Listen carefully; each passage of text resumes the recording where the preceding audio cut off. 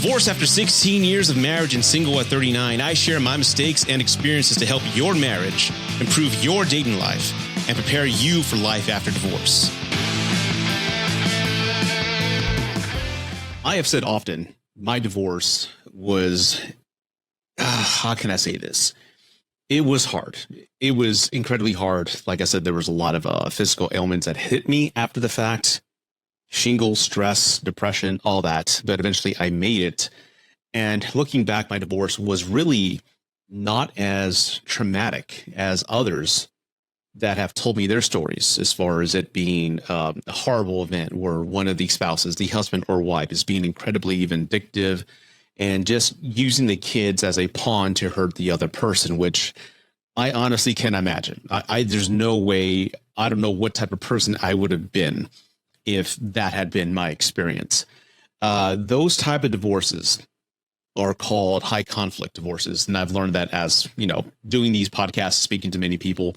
And that's going to be today's topic, high conflict divorces. And then after the fact, parallel parenting. And today on the show, I have Dr. Courtney. She's a specialist in this field. She's been doing this for many years. And she started doing this because of a personal experience she had witnessing her ex-husband go through these type of events. And if you're going through divorce right now, this is going to be a great episode for you because, again, I'm doing this episode and I wanted her to be on this podcast. So people out there who are going through a traumatic divorce or even the after effect of having to parallel parent, I want you to know that you're not alone.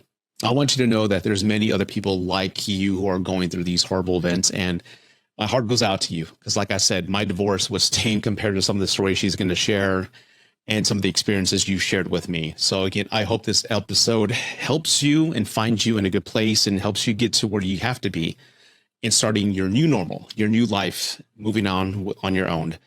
And if you don't know what parallel parenting is, we're going to define that. And what that is more or less co-parenting with a narcissist post-divorce in setting boundaries for yourself and your kid. And we're going to go into detail about that. So again, please, if you haven't done so already, if you haven't followed the show, whatever listening platform you're listening on, whether it be Spotify, Apple, Google, please follow the podcast. If you haven't done so already, please subscribe to the YouTube channel. If you want to see this in its video format, it'll be there on YouTube. And also, if you want to follow me on Facebook, you're more than welcome to as well. Everybody who subscribes to my Facebook page, you can follow for free or you can subscribe for $4.99. Subscribing gives you the option to be part of a men's only divorce group.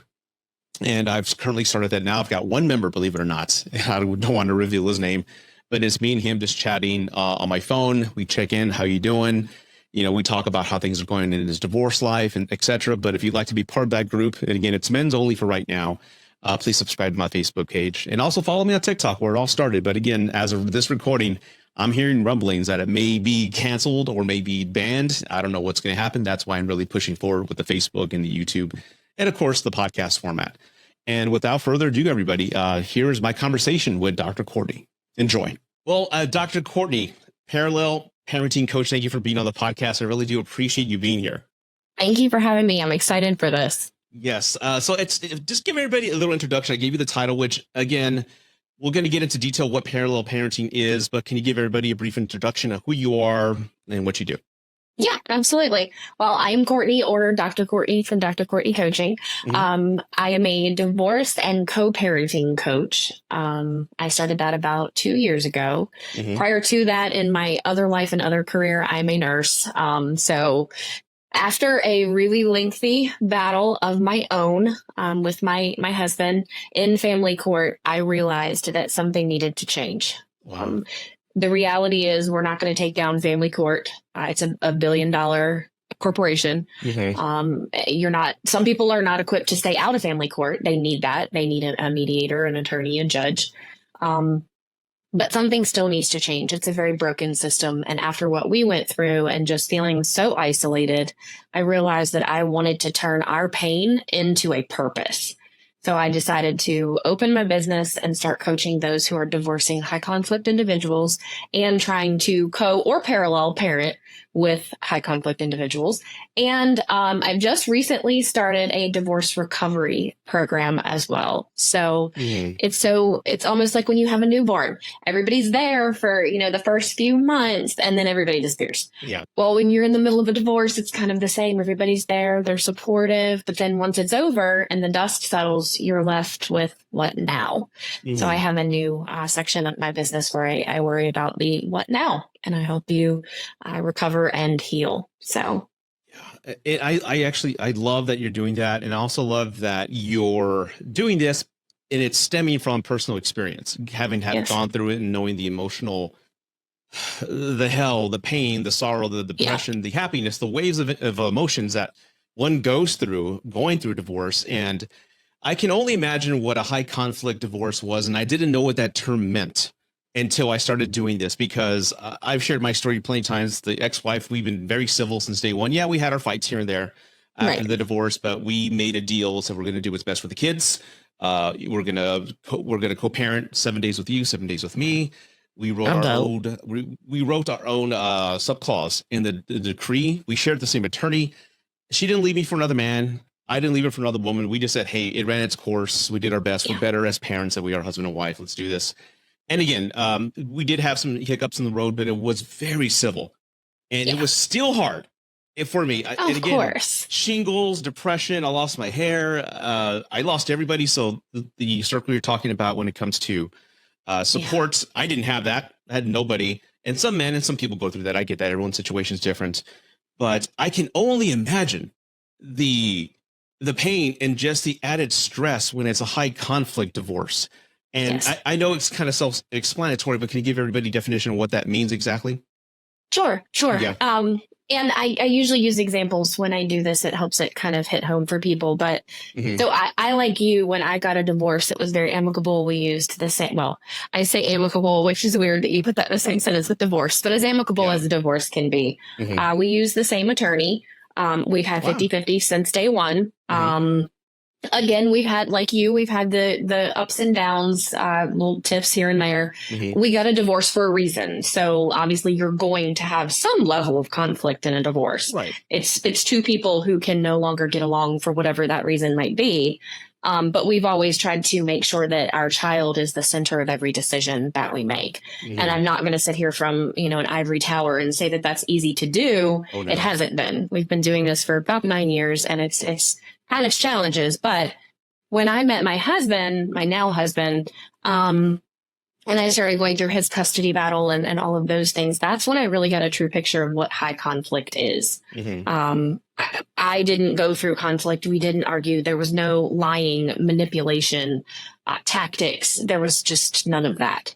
So the definition of a high conflict personality, high conflict individual, or a high conflict divorce, they all kind of go hand in hand, is you are dealing with a disordered individual. And narcissism is a huge word, huge hot button on TikTok. It's all over the place now. Yeah, it is. It's a great hashtag. 90% of people who show narcissistic tendencies do not actually have narcissism. Everyone has narcissistic tendencies. Some people are just worse than others. Some people are disordered with other mental health disorders, borderline personality, histrionic personality.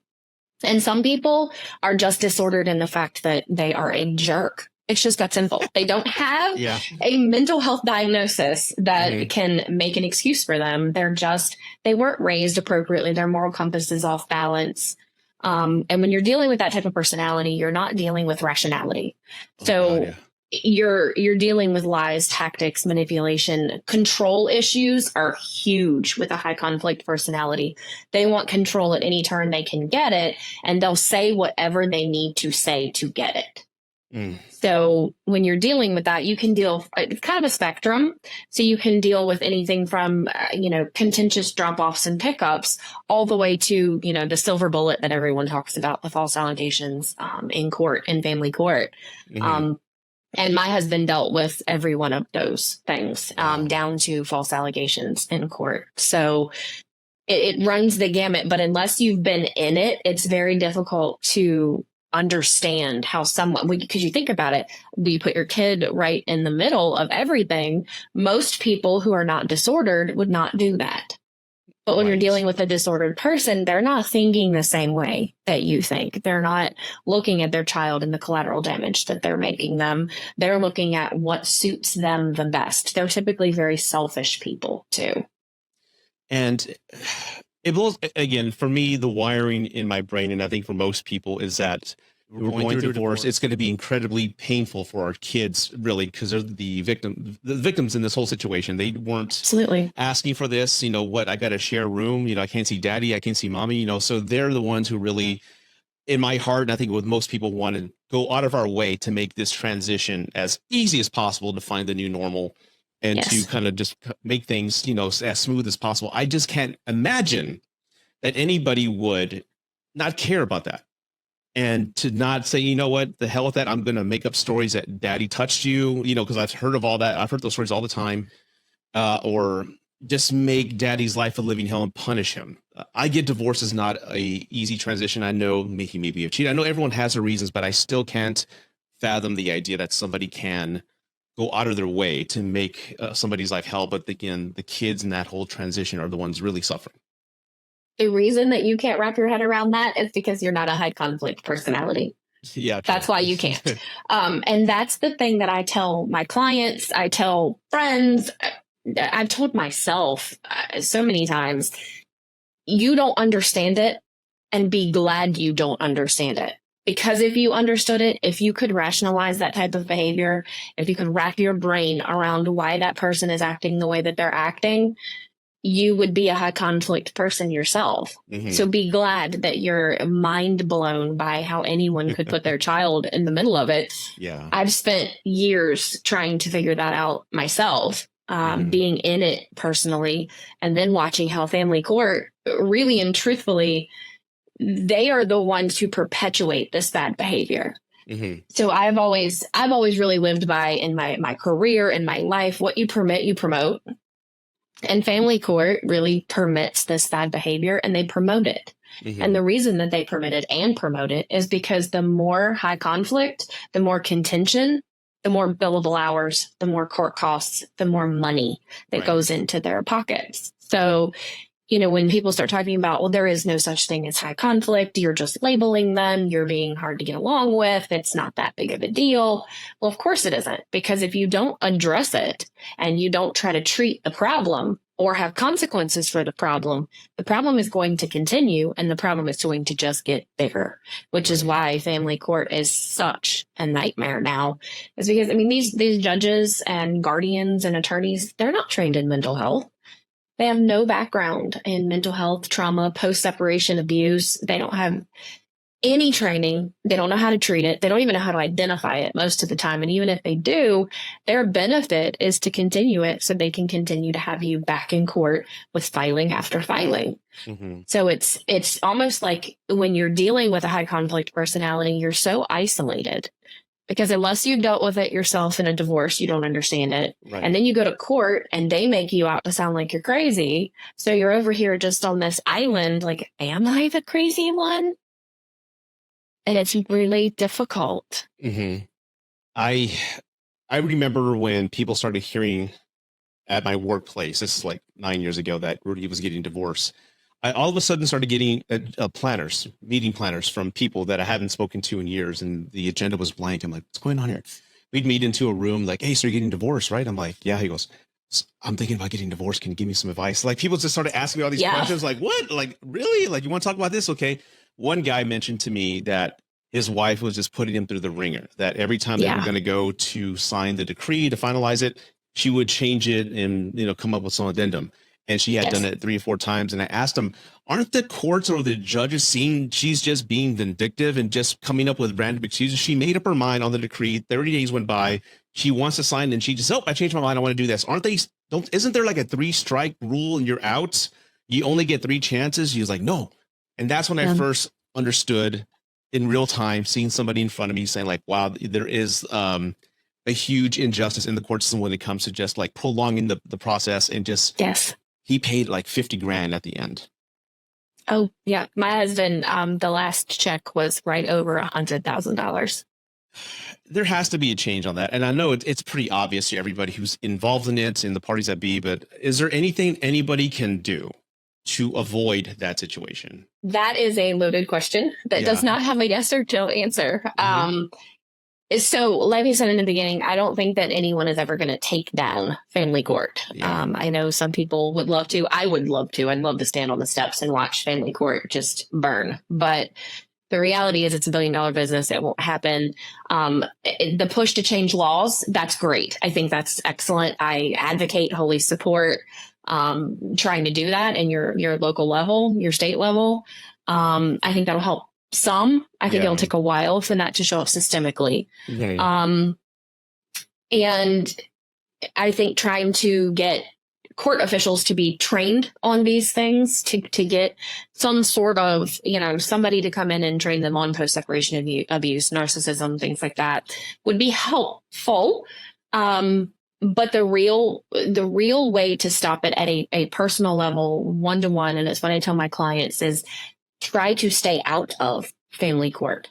And before anybody comes for me when they hear that to say it's impossible, sometimes it is. Sometimes it truly is. My husband, it was truly impossible. We couldn't have done that pro se. We couldn't have kept it out of court. I understand. But when you start to understand that you're dealing with a high conflict person that is going to take you back for multiple filings, like your friend you were talking about, that was like, it was 30 days and she changed her mind, trying to decrease that conflict, not showing up to the battle, not making things that don't need to be a battle into a battle will decrease your time in court. Even if you have to go, it might decrease your time there. And if you also become educated and you have a good support team, a therapist, a divorce coach, even if it's not me, I'm not here to just promote myself. Get to somebody like someone that you can talk to that can say, hey, look, take your feelings out of this, take your emotions out of this. Let's get prepared and really maximize that time that you have with your attorney, guided to how to choose the right attorney. Those are all things that can help you combat what you're going to find in family court. And you asked a good question, doesn't the court see this? Why are they letting her come back every time? Yeah, of course they see it. They absolutely see it. But they get money every time you come back. And typically the parent who is the high conflict, who is the true problem, is the one who is believed in family court more often than not, because they know that they're going to continue to drive up the contention, which means driving up those filings, driving up child support, driving up all of the things that courts, attorneys, guardians, judges get money from. Yeah, and I'm glad this is now becoming more of a talking point and more men are aware of it. It's unfortunate that I see a lot of men now giving up on marriage and and choosing not to get married. And I love the institution of marriage. I really do. And part of my platform is to kind of give people like an idea, like how to, prepare to be to have a great marriage, how to communicate, etc. But again, when all you see are the horror stories on social media, and especially like situations like this, I can understand them waning and not wanting to get involved in it, because again, I think I am lucky to not have gone through that, because who knows what type of person I would have ended up being, financially ruined, and just the pain and emotional trauma my kids have gone through. Who knows where I would be? And it's unfortunate that a lot of men are choosing to do that. Maybe there's other avenues for them to join a union with a woman without having that as an end piece. I don't know, but I can understand everybody's not resentment, everybody's pushback on marriage nowadays. Oh yeah, I understand the resentment or resistance wholeheartedly. I do. I have watched my husband over the years and going through this just change. And it's not to say he's an excellent man. He's an excellent father. He's an excellent husband. But he's so different now. His outlook. So I've always been the one where you have to prove yourself to me for me to open up to you. And he's the person that's, you have to prove me wrong. Like, he'll open up to anybody, and then if you prove him wrong, then he shuts down. So he's always been just the more optimistic one, the more open one. And I have just seen our roles sort of change because he has just become very untrusting. Obviously we're married, so he didn't give up on the institution of marriage. But, there are scars there, and they're very, very deep scars there. And I think if he were ever to be asked, should you get married? I don't think his answer is what it would have been a decade ago. I think, we don't share a child together, so we're not going to go to family court or anything like that. If anything, God forbid, was to happen to us. But, I can see the resistance to it now, the hesitation, the fear. And he has it for his children. I have it for my child. Like, this is not at all what I thought. I knew divorce existed, obviously, but I never thought that it was this traumatic journey that you're going to go on where you're going to end up, bankrupt at the end of it, emotionally devastated at the end of it. What it does to the kids. I've watched my stepkids lose their innocence over this. And so I can definitely understand where men are feeling like that. But I think that it's muddy kind of, because if you enter a union with a woman and it's not a marriage and you have a child, I'm hearing that you have an even harder time in custody court if you're not married. Really? Yeah, okay. For sure. Because there was no marriage established there. And,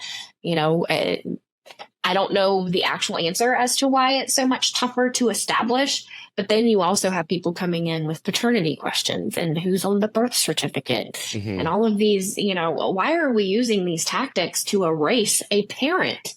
If they were good enough to join a union, whether that is you just live together, you sign some paperwork, you put a ring on it, whatever the union looks like, if they were good enough for that and they were good enough to have a child with, how are you trying to erase them now when things go south?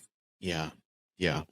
That's when the mind when they need them more part. than ever, especially when they need them more than ever after that. So it breaks my heart again, because I have a lot of people message me all the time. They tell me, and I can't give legal advice. I just give general advice, but I can't give legal, like, contact an attorney, see what you can do. And like, it's obvious she's doing this, she's doing that. Like, I'm sorry, I just don't know. I don't have an answer for you. And I guess that takes me over to the parallel parenting, since high conflict, it sounds like it's more or less in the process of the divorce until it's finalized. And now we have parallel parenting. Can you tell everybody what that is exactly? Yeah, absolutely. And it's exactly kind of what it sounds like. So it's not co-parenting. You're not intermingling with each other. You're walking a parallel line with your child. So you have your own set of rules, your own set of boundaries, your own home. And your ex-spouse has that exact same thing at their house. Some people will say, so they'll scoff at parallel parenting. They're appalled by the idea of not being just overly intertwined and part of every little part and piece of their child's life. If you can look at parallel parenting and scoff at it, you're not in a high conflict situation. Even if you say you are, you're not. Because parallel parenting provides the peace that someone needs when they're dealing with a high conflict situation. Yeah. So when we go back to the beginning with what does a high conflict person look like, they want control. Any interaction you have with them, that's what they're trying to get. They're trying to lie or manipulate to gain control over you. And nothing that you say or do is going to change that person. Right. So constantly trying to co-parent, constantly trying to speak reason to this person, trying to get them to take accountability and ownership, it's not going to happen. No matter how many emails you fire off, how many phone calls you have, it's not. So this is where the parallel parenting comes in, where if it needs to be addressed, that's the only response. If it has a question that needs answering, that's the only time that you communicate with them.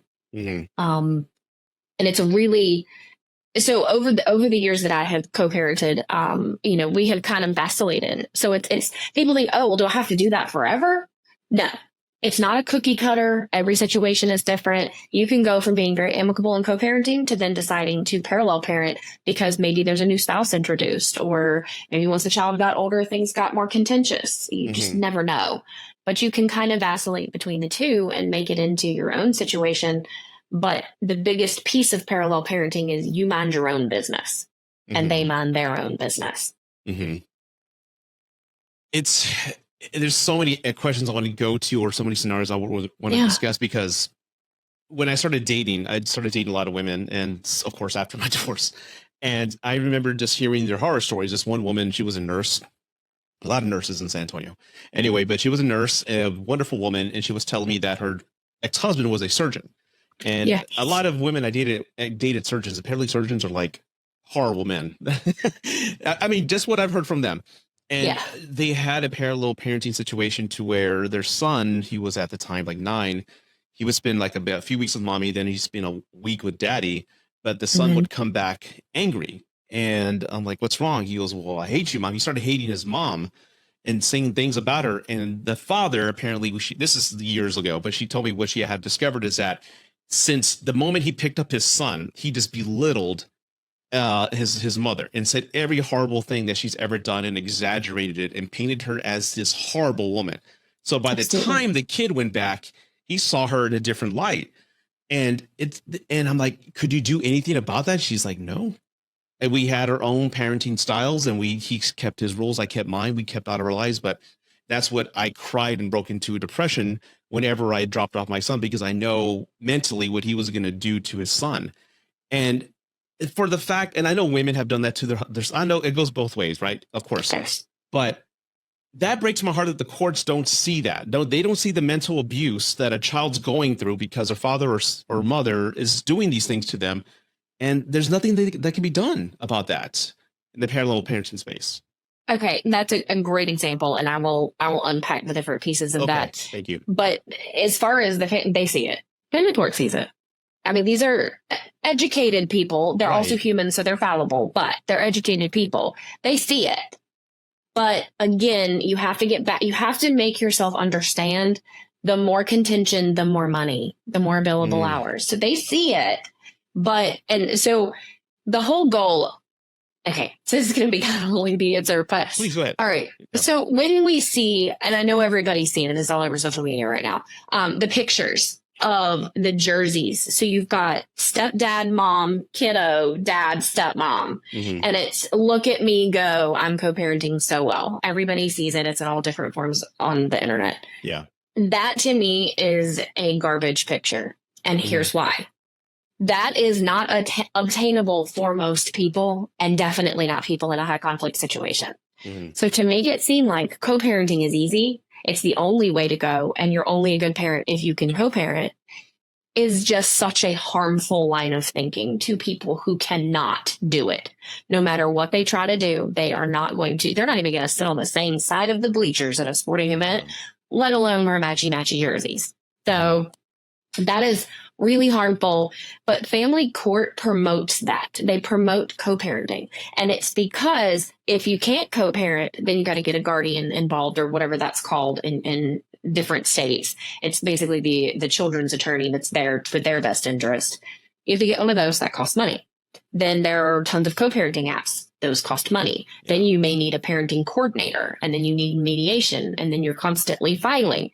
Wow. So they push co-parenting to gain money. And then all of a sudden, when they realize there is actual evidence of harm being done to these kids, it's, whoa, why didn't you guys think of doing parallel parenting? What do you mean? What do you mean? Why didn't I think of it? We've come in here and tried to do that, and you've been shoving co-parenting. If most people could co-parent effectively, they would do it. They would do it. If they're not disordered and they care about their child, they would do it. Well, when you're dealing with a disordered person, they're not going to think about that logically. They're not going to say, oh yeah, I should totally put my kid in the middle. They're not worried about the money they have to spend. They're not worried about the damage it does to the child. They're worried about control. So family courts see it, but they're proponents of billable hours, fanning the flames. And I'm not saying all judges and all attorneys. I don't speak in generalizations, but there are a lot. There are, and you can see that when you look online, you join these movements and things like that. You really do see it as a systemic, a very, very large problem. But there are good attorneys, there are good judges that you can find that will admonish behaviors like this. But if you're not one of the lucky ones that can do that, and I do call it luck, it's luck. If you get a judge that will admonish that behavior, then you kind of find yourself in that situation of the woman you were speaking about. So, when you asked her, well, isn't there anything that you can do? No, there's not. So what I tell clients when they come to me and they say, well, when my child comes back, they're angry, they hate me, or even, they don't want to go to the other parent's house because the other parent is admonishing them when they get there. The only thing that you can do with that is have a conversation with your child. Open the lines of communication with your child and say, that's interesting that your dad or mom would do that. How does that make you feel? And let them talk to you about it. Put them in therapy if you think that will help on your time. Get them to talk to someone, a pastor, a preacher, whatever you believe in. Get them a third party to help them through it too, because at the end of the day, you have to kind of unpack this in steps and really think about the solution and then do like a process. So what would you do? What would you have her do? What would she have herself do in that situation? Send an email? Okay. What's that going to do? It's going to get a fiery response back. And then you're going to go back and forth and bicker in an email war for however long until one of you gives up, which is then going to irritate that high conflict person even more. And they're going to ramp up their behaviors. Yeah. So then do you meet face to face with a high conflict person? Absolutely not. You do not do that. You try to keep everything written, make sure you're safe. Do you file a court filing? You can, but is your child unsafe? Are they truly unsafe? Are they truly being neglected? Because if they're not, some of the courts, unless you get lucky, like I said, will say, oh, they're fine. You know, dad, don't do that anymore. Mom, don't do that anymore. And then you go right back to the same situation. And then that high conflict person sees, aha, there are no consequences. I only got like a small hand slap from the judge. I didn't have to pay. They paid. So I'm going to keep it up. Wow. So you have to think about that. You have to think about the solution. What are you actually doing? And if you decide to take them back to court and try to get custody, can you win? Can you afford it? Can your peace afford it? Do you really want to put your children back in front of a guardian and a judge and drag them through that? Because at the end of the day, if you're minding your own, you're doing everything you need to do in your home, and you're showing up as your best self for your child, they have at least one healthy parent. Yeah. But if you're in constant conflict with your ex over, emails, phone calls, court fightings, custody battles, then they have two unhealthy parents, one who's disordered and one who is battered and bruised. So then they're no better off at the end of that. Yeah. It's like a lose-lose situation overall. I mean, Yes.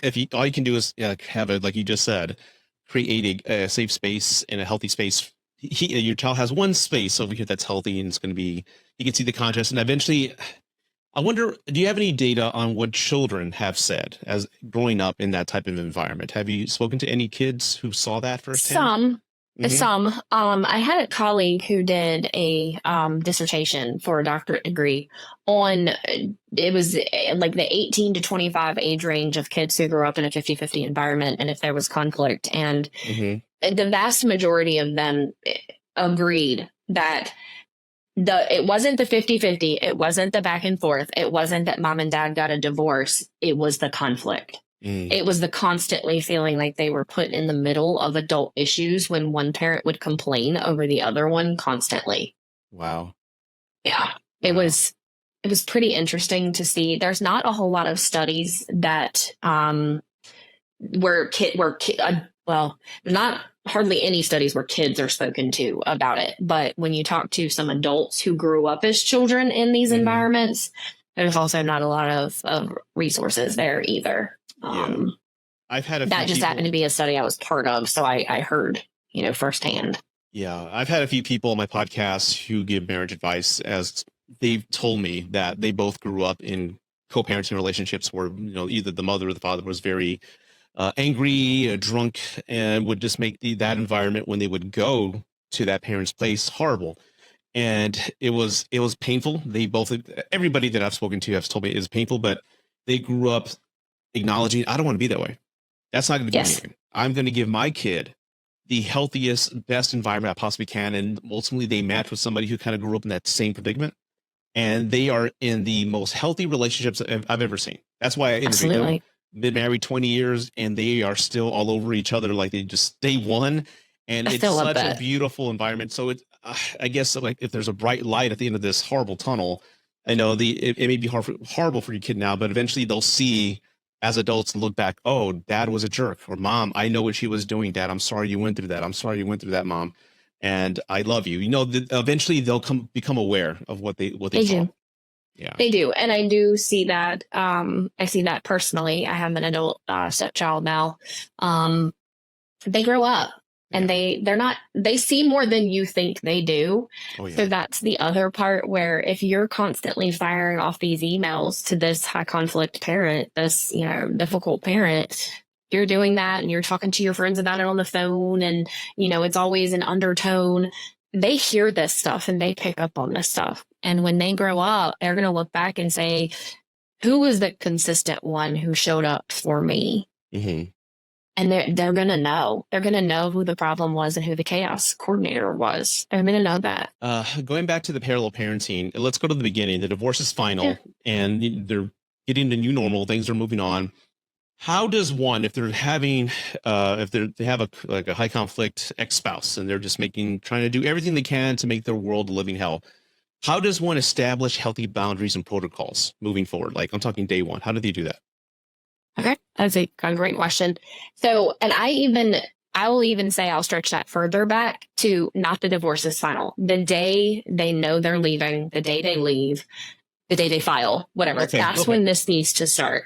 Because oftentimes when you look at it, the divorce and the custody battle, like, they kind of go hand in hand. They're two different things, because you'll want to most attorneys will try to settle a divorce before they will a custody situation. So you just need to start this at day one, because if you don't, then a precedent has been set, where if you allowed all of this and then you try to backtrack, it's like with kids, you don't allow it and then all of a sudden switch up the rules and take it back. That's very difficult. Right. So I really encourage my clients to do this just right out of the gate from day one, is sit with themselves and decide what their picture looks like. So set your boundaries, set your goals. What do you want your parenting journey to look like? New lawyers are like, well, I can't decide that on my own. I have to send them over there 50% of the time. Stop with the excuses. Yes, you can. You can sit down and decide how do you want to show up for your child? And you write it all down and you come up with all of it, and you do not falter on your boundaries. Mm-hmm. You do not have to show up to every battle you were invited to, even for the sake of your child. And that's what so many people will say. Well, it's for the sake of my child. I'm protecting them. No, you're not. You're making it worse, because you're showing up to the battle. And yes, you are probably 100% validated in this 3-paragraph email that you had typed up and sent to your mama and sent to your best friend to read and proofread. You're probably completely validated. But what are you going to get out of it? Do you think they're going to read that 3-paragraph email and be like, you know what? She's right. He's right. I'm being the jerk. They're not. Yeah. So you just wasted all of this time, all of this energy, all of this anger getting yourself triggered. So don't show up to everything. Parenting plans are huge to get squared away, set in stone as soon as possible. And I'm not going to say that's going to happen on day one, because it is not. You're going to have to go back and forth. And if you have to go to court, you have to get a mediator. But the more you can build into a parenting plan, and I will tell you, family courts do not like detailed parenting plans, because again, if you have a detailed parenting plan, you're not showing up in court every other month when something changes. But you have to advocate for yourself. And I'm getting off on a tangent, but that's one thing that people need to understand. When you pay for an attorney, hear me, you paid for an attorney. You drive your own boat. The attorney does not drive your boat. So if you want your parallel parenting plan to be 17 pages long and include all the things that you want, and you know that that's for your own peace, your own boundaries, and your child, then you fight for it, advocate for it. Because the more you can have decided, from medical insurance to who pays the copays to who does drop-offs and pickups. Is it the receiving parent does the pickup? Where is the location for the pickup? Little Timmy wants to play soccer. Where is he playing soccer at? If all of these things are decided very early on, it decreases the need to communicate, and communication is where the conflict comes in. Gotcha. Because one party wants to win or control the other. And even if it's the best idea on the planet, if you present it to a high conflict person, they're not going to agree to it. Yeah. So if you already have all of that decided with a really well built parenting plan, then it eliminates that need for that back and forth over, well, Timmy wants to play soccer now. Where do you want him to play? Well, I don't. Well, who's going to pay for that? And then you're back and forth at 30. In the parallel parenting plan, Timmy's playing soccer at the community league. It's already there. And for those listening who don't know what a parenting plan is, it's more or less like a procedures and just who takes care of what once the divorce is final. Is that right? Yes. So you get a final custody order when you've gone through a custody case, when you file for custody, whether you're 50-50, 70-30, week on, week off, the 225 schedule, whatever. You get a custody order. And typically the custody order from the court is very bare bones. It is, you have, 70-30, you have week on, week off, Friday to Friday. Medical expenses will be split 50-50 outside of insurance. They cover kind of the high level of children's needs. Right. But what you can do is while you're going through that process, either with a mediator or a divorce coach, you can draw up a parenting plan. And it is literally just a document. It has, the demographic information on the front. And then anything beyond that is going to be what you want in it. So like I said, it can be anything from drop off and pick up, medical phone calls. When are phone calls going to happen? Whose phone are they going to happen on? Are you doing FaceTimes on Tuesdays? Holiday schedule, who's taking them to soccer practice, who's going to the doctor's appointments. You can make it as robust as you want to, and then you file it with the court. You go back and forth. And sometimes it's a contentious process. It is. Oh, yeah. I'm not going to say you draw it up and your ex-spouse is going to be like, oh, yeah, let me go ahead and sign this. No, it can be a very contentious process. But if you get it out of the way in the beginning, then you're setting yourself up for more peace later on because it really takes the questions out of it. Yeah. Like who's going to call in when our son is sick and take him to the doctor? Things like that. Yeah. Things yes, like that. absolutely. And it's situations that you don't think about until it actually happens. It's like, wow. Absolutely. Absolutely. Yeah. And even so, I'll say, even my ex-husband and I, even as amicable as we've tried to be for my son, when we first got a divorce, it was very bare bones. I mean, like it was split holidays, 50-50, any expenses outside of medical insurance split 50-50. Like I think it was like 3 pages. It was bare bones. Same as ours. Yeah. Well, the older he's gotten, that has raised some concerns. That has caused arguments because it was, well, what are we going to do about this now that this situation has arisen? And, he has a new spouse and she's great, but they have to live their lives. And I have a new spouse and we have to live ours. And sometimes now it's, well, how do we split Christmas? Because you have stepkids and I have stepkids and we all need to go to grandma's and eat turkey on Thanksgiving. So how are we going to do this? And it's caused some contention. So him and I sat down, we figured out a parenting plan. We did not file it through court. We just have it. We both agreed to it via email. And now that's what we go by anytime a decision needs to be made. Yeah. Yeah. Did y'all live in the same city? Yes. Okay. Yeah. That I hear people like whenever they're co-parenting, but they live out of town, the other one lives out of town. It makes things a whole lot difficult, especially in another state. Christmas is, we celebrate Christmas Day. Her family celebrated Christmas Eve. Thanksgiving, they always cook turkey in the morning. I'm like, why are you cooking in the morning? I always said that when we were married, and we cooked it in the evening. So it all worked itself out. But it again, it's all these new normals that you got to come up and think about when it comes to holidays. That's the part. New normal. I love that you said that. New normal. Because that's what it is. You can't fall back on what you did as a family prior to divorce. Somebody, and it may very well be the less the non-high conflict person has to make some concessions. But when you're thinking about making those concessions, you're making them for your child. Yeah.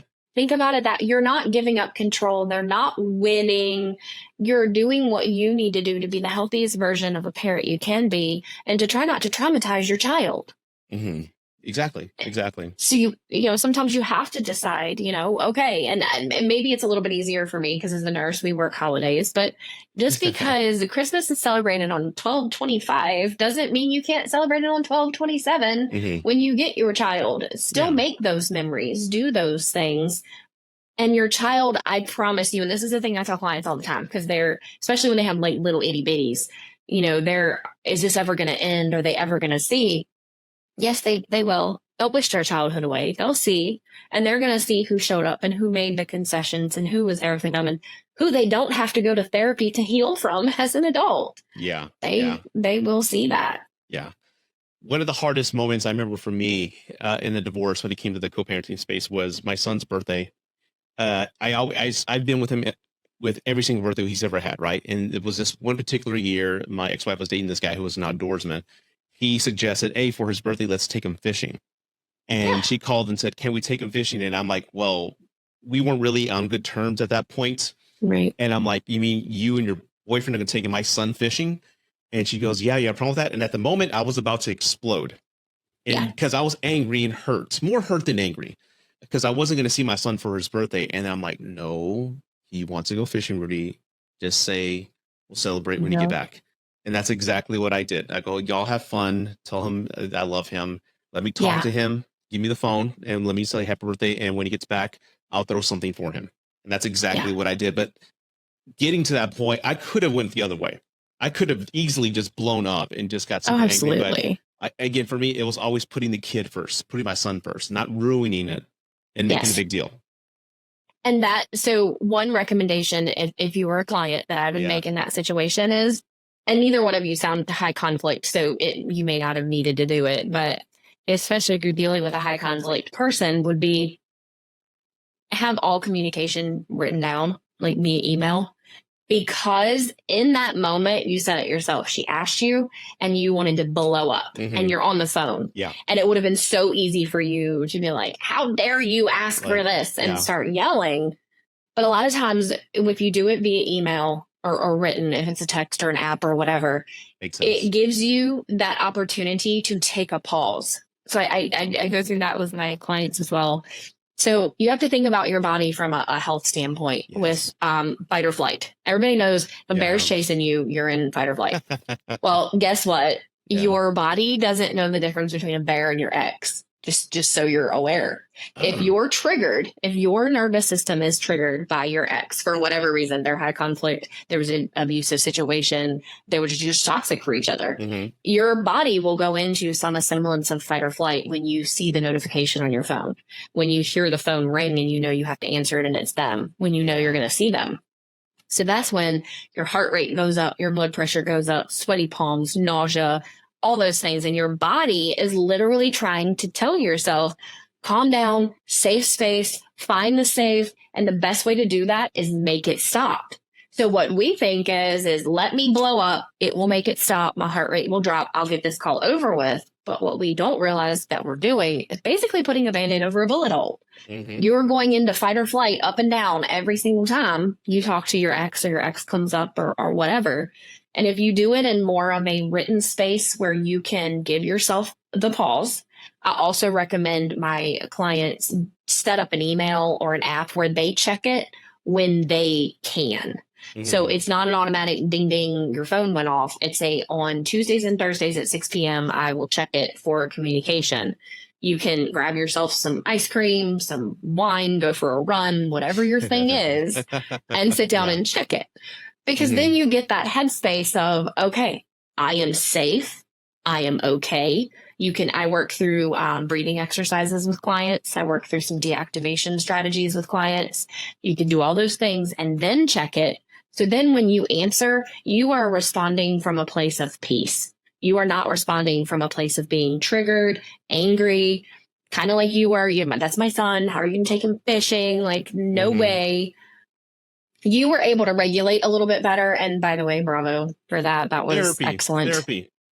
Yeah, absolutely. And I do recommend therapy to clients as well. I think it's absolutely beneficial. But that when you're dealing with a high conflict person who does not go to therapy, does not know how to regulate themselves, then that's when you have to take the reins and you have to do it. You have to remove yourself from the battle. And what would that have done if you had answered her and said, no way, you're not doing that?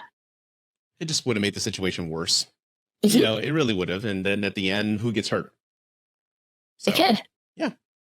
So that's why exactly. That was just my method in that, taking a breath, taking a moment, not being so reactive. And that's a question I get a lot from women, and especially one friend of mine. And those are the questions that she sent me. She's just going through a divorce, and her ex-husband now he knows the buttons to push to piss her off. Absolutely. And he's doing everything he can to aggravate her. She's crying. She's like, it's over. It's not even over yet. My divorce is final. And I'm still angry. He still has this control of me. What do I do? And I don't know what else to say. Sometimes I say, just don't allow him anymore. It just I know that's kind of like an easy answer, but what would you suggest to people who are going through divorce and their ex knows exactly what to say, when to say it to piss them off or make them upset. I know for me, it was like I just had a come to Jesus moment for myself. Said, I'm not going to allow this anymore. No, I'm in control of my own world, my own space that's in front of me.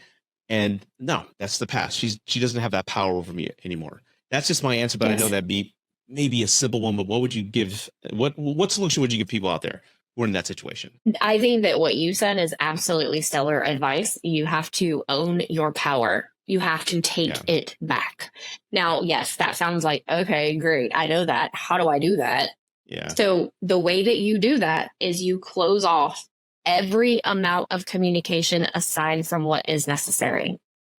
Gotcha. Everything that does. So when you have someone who knows all the right buttons to push, and a lot of times your high conflict disordered personalities, they know that. They can map you out like the back of their hand. Mm-hmm. They know if they just push. And then they always do this really great thing where they push you, and the second you blow up, they're like, whoa, why are you acting like that? Mm-hmm. What happened? I didn't do that. So it's very textbook, but in order to stop that, you stop showing up to the communication. So a lot of times people will say, so I have clients who will say to me, but they emailed me and they put it in writing, which means it's true and the courts are going to see it. Mm-hmm. Okay. I can write down on a piece of paper right now that Rudy has on a pink shirt. It's on okay. It doesn't mean you have on a pink shirt. Just because it is written or spoken does not make it the truth. And you rebutting that with some, over-explained response doesn't do anything but continue to put fuel and gas into that person.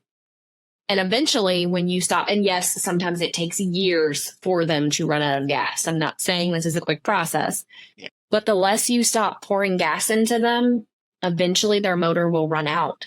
And they're like, okay, you're boring now. Like, I'm not getting those like trumped up responses. I'm not getting under your skin. I'm not riling you up. You're not giving me control. And they're going to get bored and they're going to go find somebody else to do it too. So you have to start. And that's one thing that with clients I work with, I tell them we work on their filter. So their filter is when they go and read communications. So emails, text messages, app messages, whatever. We work on their filter. So number one, I want you to be untriggered. So I want you to do those mind body exercises, deactivation exercises. I want you to, eat ice cream, go for a run, whatever works for you so that you are deactivated. You scan the email and you filter it from a place of peace, not a place of triggered anger, guilt, or fear. You're scanning it. And does it have a question that is relevant that needs an answer? If yes, then you answer it. And there's a book on Amazon. It's Bill Eddy. It's Biff. And you have Biff for co-parenting, and you also have Biff for high conflict individuals. It's brief, informative, friendly, and firm and friendly. So just answer with yes, no, thank you, have a good day. Done. Send. Not wordy bunch of sentences. And if it's not a relevant response, like they're just, flying off the handle, spouting off, whatever, don't respond. Don't delete it, but don't respond. Just close it. And, okay, great. I can go back to my ice cream or my wine or my breathing exercises, and I don't need to answer this question. Because not everything requires a response. Mm-hmm. And I want people to hear that. Not everything requires a response. You're not going to get in trouble in court if you don't respond. If you're not asked anything of relevance, courts they didn't need to respond. There wasn't a question there. All you were doing was spouting off and berating them. What were they supposed to say? Mm-hmm. To close the computer, close the phone, and go on about your business.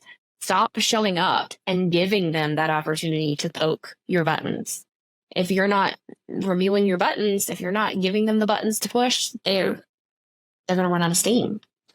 I'm going to take that advice to my hate comments on TikTok. Right? Those are pretty brutal sometimes. Oh God, yeah. Because it's the same thing. You read it like, how dare you? Like, I'm just kidding, but yeah, that's some great advice. And it does also take, in my opinion, some discipline into get control of the emotions, taking breathing, coping mechanics, whatever they are, and understanding that is just their way trying to manipulate you and get that attention. Yes. That's what they're used to. Once they realize they don't have that power, it's like you see them for who they are, and it's like, and they'll leave you alone. It's so It's scary, the mindset of some individuals out there, because every woman I've, including my fiance, they've all dated narcissistic men. She's dated clinically diagnosed narcissistic men, and Yeah, just to see how some guys and some women out there too think, it's terrifying. And you it got to is. protect yourself. You have to protect yourself. Absolutely. Absolutely. And, I think about this sometimes. Think about a wasp. If you swatted a wasp, Yeah. they're useless creatures. Yeah. But they come at you. Like the more you swat, the more they come at you. Mm-hmm. If you leave them alone and like walk away, other than I do have to say my husband did that one day and it like stung him on the back. Like he was walking Ouch. away from him and it still stung him. But Yeah. for most normal people, if you don't swat at them and you just walk by and don't give them the time of day, they'll just keep flying off doing their, malicious acts that they do. Yeah. They'll just go do what they do. Yes. I hate wasps. They're terrible. Yeah. But you have to think about them like that. And you also have to think about, so it kind of goes back to what you said about TikTok comments. Why are you reactive? You have to ask yourself that. Why are you reactive? Mm-hmm. Because most people in a lot of situations are responsive. We respond to questions. We respond to comments. If you are reacting to something, why are you reacting? Mm-hmm. And it's really about going inward and doing the inward work and figuring out, okay, they sent me this email, they sent this comment, whatever. Why am I reacting to this? What is the trigger for me? Mm-hmm. Is it because they know my buttons? Is it because I am really being that way? Because that's the other thing with learning about parallel parenting or parenting in general is sometimes you're in the wrong too. Yeah. And people have a hard time with that. Mm-hmm. They think everything that they're doing is correct and everything the other person is doing is wrong. And it's like, no, they might be more wrong, but there are things you've done wrong too. And owning that and owning your responses will also help you not show up to battles that you don't need to be a part of. Yeah. 100%. 100%. And I think everybody, like you just said, not to repeat what you said, but everybody, like sometimes like I'm the victim here. Like, well, were you really? Think about it. Let's talk about that. Like she left me, like, okay, she left you, but let's talk about it. Why did she leave you? And I stopped actually coaching my first couple of years on TikTok. I did it a little bit, but then I noticed a lot of people didn't want to face themselves and take accountability in some of these divorces or some of these breakups. It's like, well, all the signs were there. How come you didn't see it? Things like that. So it's really tough. I think that's really one of the huge obstacles, especially when a divorce is happening, when people are trying to heal, looking inward. Because again, it's painful. There's so many emotions. And I know from you and I, our standpoints are like, how to set those boundaries when it comes to the parallel parenting piece.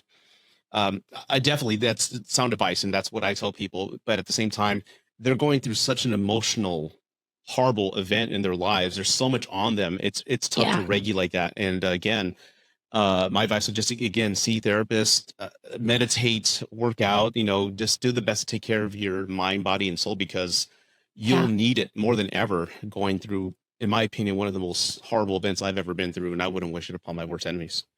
No, I wouldn't either. And that's really why this new divorce recovery program that I do is a day one. It's not after the divorce is finalized. It's not after the custody paperwork is signed.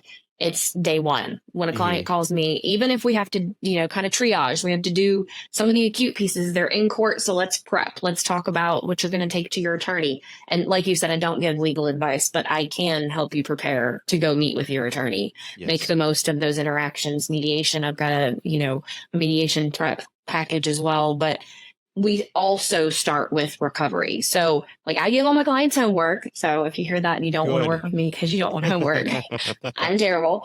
But I have them, like here's your action items. You need to meet with your attorney and do X, Y, and Z.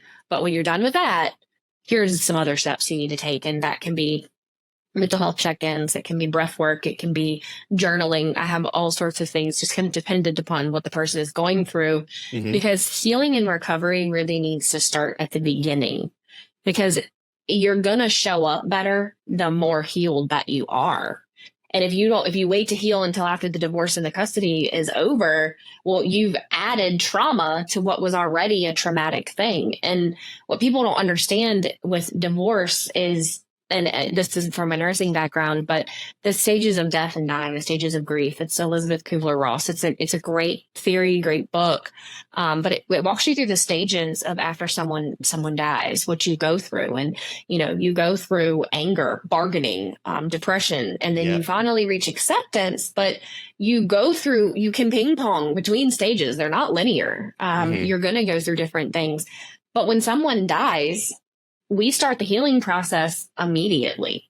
Like we immediately take in that, they're gone. Now I need to rebuild. How do I do that? You need to approach divorce the same way, because divorce is a death. It's absolutely a death. Yes. Yes, it is. And the grieving needs to be honored in the same way. I mean, when people pass away, we show up with casseroles. I live in the South, so we show up with casseroles. I'm in San Antonio. I'm very South. Okay. So you get it. You're further South. Yeah. But, we show up and we, what can we do? And take the time to heal that you need is what people say after someone passes away. Well, your marriage passed away. Whether they cheated, you cheated, it was toxic, it wasn't toxic, it died. The marriage died. And you need to honor that you're going to go through a grieving process, and you need to allow yourself to go through that grieving process, but also start the healing process very early on, so that you're not reacting, you're responding. You're able to come to the table to do a parenting plan with a clear head. And some of that is owning, like if somebody passes away and you spent years not talking to them, you have to own the fact that you spent years not talking to them. Yeah. Same thing at the end of a divorce or end of a marriage. You have to own your part. Yeah, that's amazing advice. I love that you said that, because it is a death. And it is. It truthfully is. And taking ownership of the recovery process day one, I love that mindset, because I didn't think about that. And I thought about it maybe about towards the end when I started going to therapy before the divorce was final. But it hurts, because I see a lot of people talk about divorce. I see it on TikTok, people recording themselves crying. I don't agree with that, but I see people going through it and they never truly address the recovery. They're going through the pain. They're more or less, they're reacting to what's happening to them and not being counter-reactive. Absolutely. And I wish, and if anybody's listening to this and you're going through something like this, she's absolutely right. Take ownership day one. And again, where can they find you? What are your social media platforms? So it is drcourtneycoaching.com. That's my website. You can check me out. I have Dr. Courtney Coaching is my Instagram and my Facebook. I had a TikTok, but I don't do a lot on TikTok. I feel like that's just for this type of stuff, it's a really toxic environment. And if you come to me and ask me questions, you're going to get comments really berating you. I hate it. So I don't do a lot on there. But I have, my email is linked on my website. My phone number is linked on there. So you can check it out. Okay. And I'll link in my bio on Instagram too, so you can check out my different packages and all the things I offer. Awesome. And I have a new segment that I'm introducing to the podcast, and you're the very first. And again, I don't know why I never did this at the beginning. It makes perfect sense. The whole podcast is rude advice. I've been blunt since day one, but I'm asking my guests this question. When it comes to the topics we discussed, parallel parenting, divorce, etc., what is some rude advice do you have for some people out there? And I think this is a fabulous platform. I think it's great. I'm excited about it. So I think I'm going to go with snarky on this one, just because. If you are the type of person that social media drives your decision making, it drives who you choose as a spouse, how you talk to your spouse, you are not mature enough to be married. You need to just go ahead and not do it. I 100% agree with that. I really do. Yeah. I think more people, And again, I know we're talking about the end results of marriage and such like that. As far as the high conflict divorces and then the parallel parenting. I think a lot of people really need to focus, like you said, not pay attention to what you hear as far as the bullshit on social media and what you need to look for, high value, all this other idiotic nonsense. And I think if you follow that, you'll end up in these situations. A lot of people really need to focus on just really having fun with dating again and just learning about somebody, who they are, taking the time before getting into a marital situation. Take years, whatever you want, to get to know somebody before getting into that situation. I always tell people, see them at their worst. How do they react when things don't go their way? Because that's going to be a huge indicator on who they're going to be in the married life, especially when you get divorced. Absolutely. And I wish people just took more time. I understand people pushing away from marriage, but I also appreciate this can be a good thing because we won't have a lot of people in this situation and they're taking the time to get to know somebody before they make lifelong decisions Yeah. with them. Well, and I think so. So and I'll tell him myself. I didn't know if I wanted to go nice or snarky with my rude advice, but and my nice advice is make sure you like the person as a person. Yeah. Like, don't do it because your friends are getting married. Don't do it because it's the next step in your life. So thank you. When I got married, we were together since we were really young. It was the next step. And by the time we both grew up, we were different people. And that wasn't his fault. That wasn't my fault. You know, it just, we grew into different people. And, you know, take the time to like them, not like the idea of being married and changing your last name and having a rock on your finger. No, because that's not what life is built on. That's not what a marriage is built on. You need to make sure that you genuinely like them. So at the end of the day, if you have good news or bad news, is that who you're calling? And why? Good point. I love that. You're right. I think for us, we got married at 21 and divorced at 39. And we were doing it. Well, she was my high school sweetheart. I loved her, right? But again, at the same time, we were thinking we were doing what we were supposed to do. And in hindsight, that's not what she should have done. And I always tell people, like, take the time to get to know who yourself as an individual first, because again, we become like you grow old, like you just said, you grow old together. And again, it could be 10 years from 21, early 20s, up to maybe early or mid 30s. And you're like, I'm different now. And she's different. And now we have different ideals and we have different paths in life. And that's when things start to not work out. And again, just take the time to get to know somebody and really take time to invest in yourself. I always say, invest your 20s into yourself. Yes. I love that. I love that.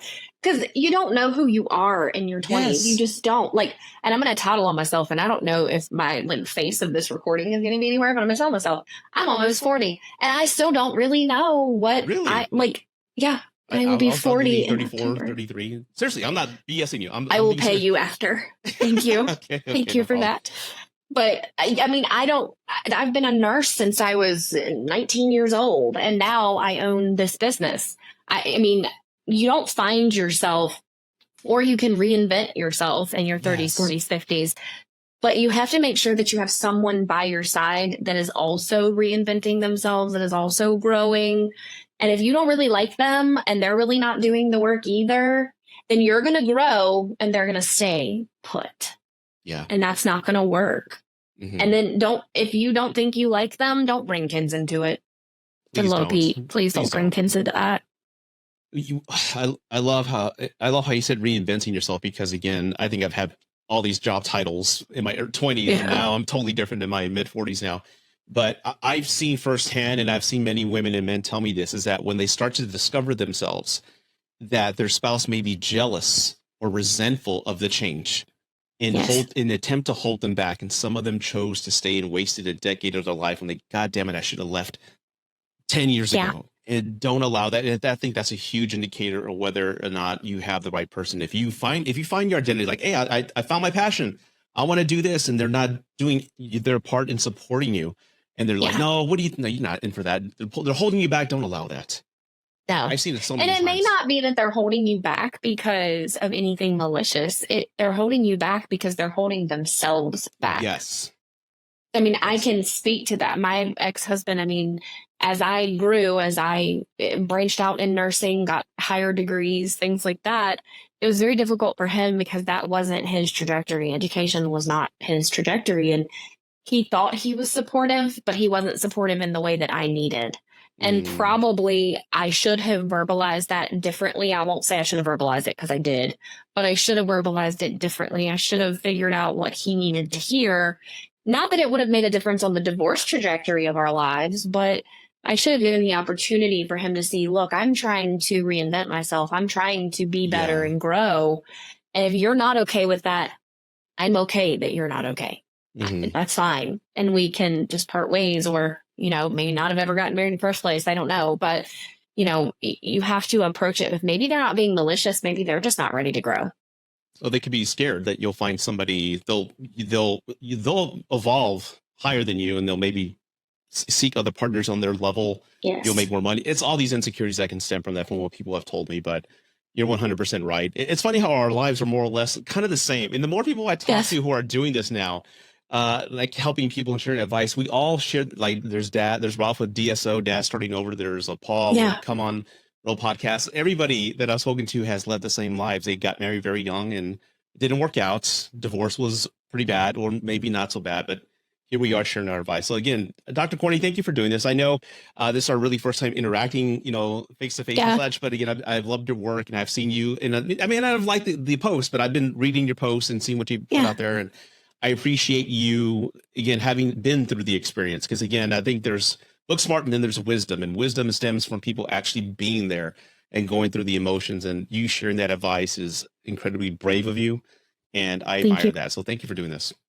Thank you for having me. This has been a blast. I've done the same. I've watched you liked from afar. I actually even referred you to my husband. I sent him your link. I was like, hey, follow this guy. He's fantastic. Oh, thanks. This is so he did not feel quite alone, even though I give him advice and, just the wife, and he needed someone else. So I forwarded you to him, but awesome. I've enjoyed this so much. I hope we get to do it again. And if anybody reaches out, has questions or anything like that, please just shoot them my way. I'm happy to help. Awesome. I've been there, and I don't even want anyone to ever feel like we did. So if I can help mitigate that, I will do what I can. Awesome. And all of Dr. Courtney's information, everybody, will be in the show description below. So again, thank you again. Thank you. I want to thank you for watching. If you haven't done so already, please follow the show on whatever platform you're listening on. If you're watching on YouTube, please hit the subscribe button, like the video, and also leave some comments. Let me know if you thought the information in this video was helpful in any way. Also, keep in mind, I have an entire catalog of other episodes regarding cheating, life after divorce, dating after divorce, how to survive a breakup, all listed there for your help. So please watch and let me know what your thoughts are.